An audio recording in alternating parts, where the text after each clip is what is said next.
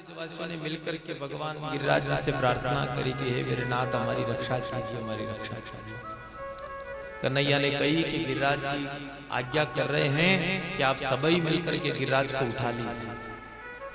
सभी ब्रजवासी बोले कि लाला हमसे इतना बड़ो गिरिराज उठे को कहा कि जब भगवान कृपा करे तो कौन सा काम नहीं हो सकता, आप तो उठा लीजिए। सभी ने मिलकर के जोर लगायो और गिरिराज जी को उठा लिया और उठा करके कहे कि कन्हैया बहुत भारी है, लेकिन भगवान ने कृपा करी बिल्कुल हल्के हो गए और लाल जी स्वयं अपने हाथों पर छोटी उंगली पर गिरिराज जी को धारण करके सारे ब्रजवासियों को अपने सन्मुख बुलाते हैं और बंसी का मधुर नाद करते हैं। बंसी का मधुर नाद। सारे ब्रजवासियों को कहा कि आप पधारिए, सब गिरिराज जी की शरणागति लीजिए और गिरिराज बाबा आपकी रक्षा करेंगे, इसमें कोई अव्यवस्था वाली बात नहीं। सारे ब्रजवासी 1 दिन 2 दिन 3 दिन 4 दिन 5 दिन 6 दिन बराबर 7 दिन 7 दिन तक इंद्र संपूर्ण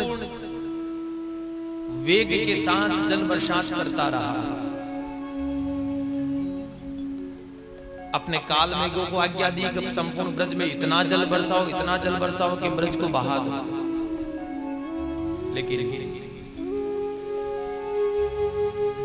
ब्रज के एक तिनके को भी नहीं बहा पाया, तिनके को भी नहीं बहा पाया। 6 दिन हो गए तो सभी ने मिलकर के सोचा कि लाला 6 दिन से आप इसको गिरिराज जी को उठा करके खड़े हैं, आपका हाथ दर्द करने लग गया होगा, हम सब मिलकर के थोड़ा जोर लगा लेते, हम तुम्हारी सहायता करेंगे। कन्हैया ने कही कि तुमसे ना होगो, ये तो मेरे बस की बात है। अरे दारी को बड़ो बोले,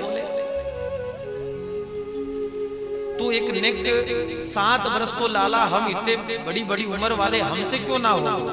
बोले भैया तुम्हारे बस का काम नहीं है, नहीं हम तो करेंगे। बार बार जिद करने लगे तो लाल जी ने कहा करो।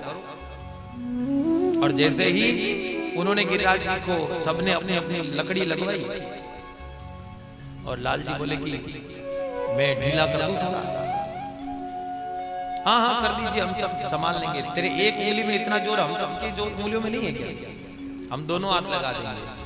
और जैसे ही सबने अपनी अपनी लकड़ियां लगाई और लाल जी ने थोड़ी सी ढील दी, थोड़ी सी, जितने में जो सब ब्रजवासियों की लकड़ियां तड़ तड़ तड़ तड़ और तड़ तड़ बोली के गिरिराज जी नीचे आने लगे। सब बोले भैया तेरे गिरिराज को संभाल लियो, तो हम पे नीचे पड़े आ। कन्हैया ने तुरंत ब्रजवासियों को फिर सुरक्षा प्रदान की और मुरली बजा करके भगवान समस्त ब्रजवासियों के मन को हरण कर रहे हैं, उनकी समस्त कामनाओं को आज तृप्त कर रहे हैं। असीम सुख, मानो त्रिलोकी का जो सुख इस मनुष्य को सुलभ नहीं है, वो आज भगवान समस्त ब्रजवासियों को अमृत पान करवा रहे हैं। अमृत पान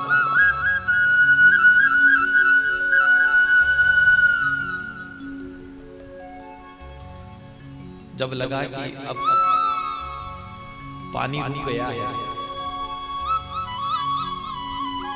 इंद्र को बादलों ने जाकर के कहा कि महाराज अब पानी स्टॉक में नहीं है, खत्म हो गया।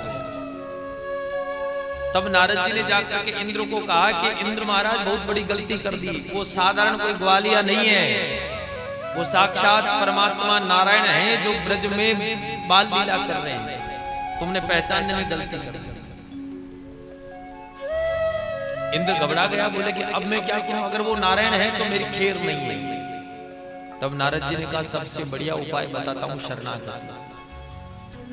ब्रजवासियों ने जैसे शरणागति ग्रहण करी, 7 दिन तक कहीं आने जाने का काम नहीं, सिर्फ कृष्ण का दर्शन, सिर्फ कृष्ण का दर्शन। और 7 दिन कृष्ण का दर्शन करते करते करते कृष्णमय बन गए, कृष्णमय बन गए। खाते पीते पीते बैठते बस कृष्ण दिखता, कृष्ण।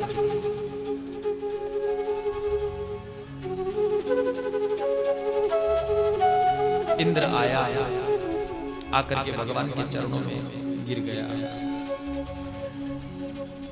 चरणों में गिर करके भगवान से क्षमा मांगता कि प्रभु त्राहि माम शरणागत।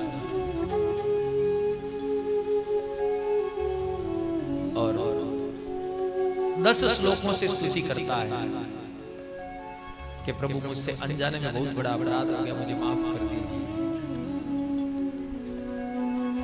भगवान ने कहा कि इंद्र खड़े हो जाओ, मैंने तुम्हें माफ किया।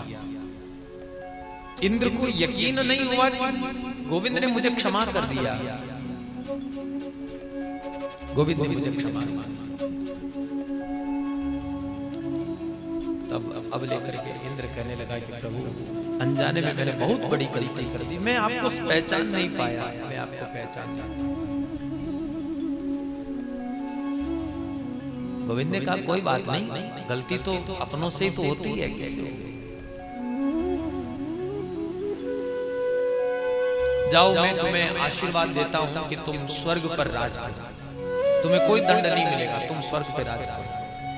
इंद्र बोले कि प्रभु आपके चरणों में आने के बाद, आपकी शरणागति लेने के बाद फिर स्वर्ग का राज किसे चाहिए? फिर स्वर्ग का राज किसे चाहिए? ये अभी हम जो जीवन जी रहे हैं ये स्वर्ग का भी बाप है, स्वर्ग से भी बढ़कर के सुख है।